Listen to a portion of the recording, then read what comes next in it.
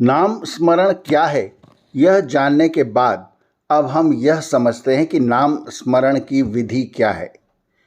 दिन और रात्रि के संधि काल में यानी प्रातः 4 से 5 तथा सायं 6 से 7 के बीच जब वातावरण शुद्ध, शांत और मधुर होता है, कहीं शुद्ध पवित्र समतल स्थान पर एकांत में जहाँ शुद्ध वायु का आवागमन हो, वहाँ सुख अवस्था में बैठकर प्रभु के निज नाम ओम का अर्थपूर्वक अपने मन में जाप करना तथा ईश्वर के गुणों को विचारते रहना और नाम स्मरण में मग्न रहना, यही नाम स्मरण की सही विधि है।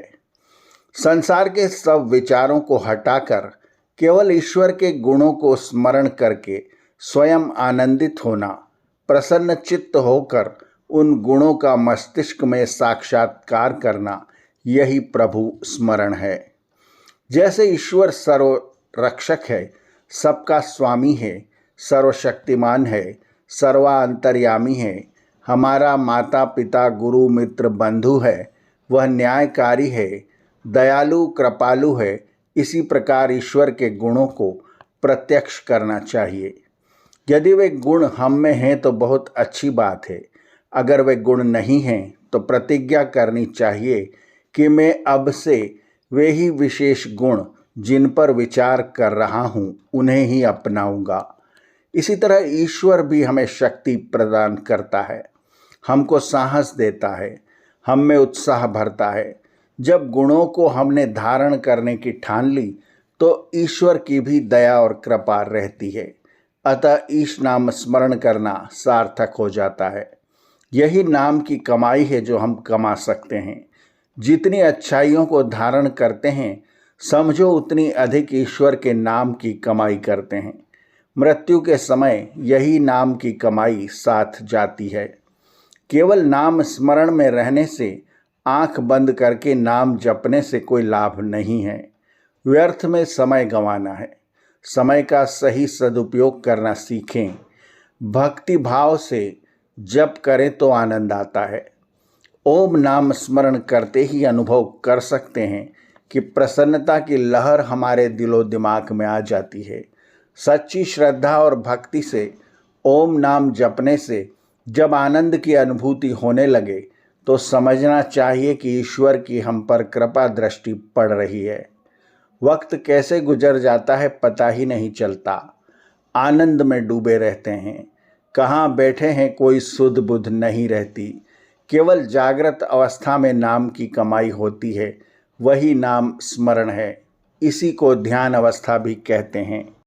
यह प्रश्न उठना भी स्वाभाविक है कि नाम स्मरण केवल संधि काल में ही क्यों किया जाए। उचित तो यही है कि प्रभु के नाम स्मरण का समय निर्धारित हो।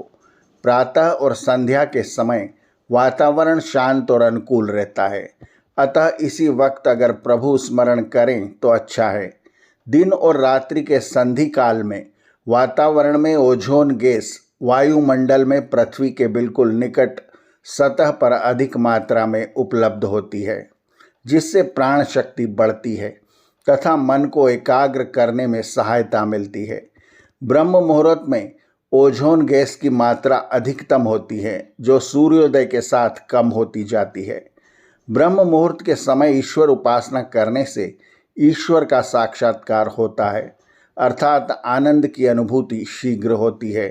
संधि पर ही साधन चमकता है। वैसे तो ईश्वर को हर समय याद करना चाहिए। हम जहाँ भी हों, जो भी कार्य करते हों, सफ़र में हो या कहीं भी हों, ईश्वर के नाम स्मरण करने में कोई आपत्ति नहीं है। यह तो अच्छी बात है। हर समय इस अभ्यास से मोक्ष का अनुभव जीते जी कर सकते हैं। ऐसे व्यक्ति दुख सुख में समान रहते हैं, संयमी रहते हैं और संसार छोड़ने के समय भी ईश्वर के नाम का सहारा लेते हैं और मृत्यु सुखपूर्वक होती है। ईश्वर के नाम स्मरण का अभ्यास होगा तो किसी भी प्रकार का भय नहीं होगा। सही प्रकार से प्रभु स्मरण अर्थात नाम स्मरण करके ही हम ईश्वर की कृपा के अधिकारी हो सकते हैं।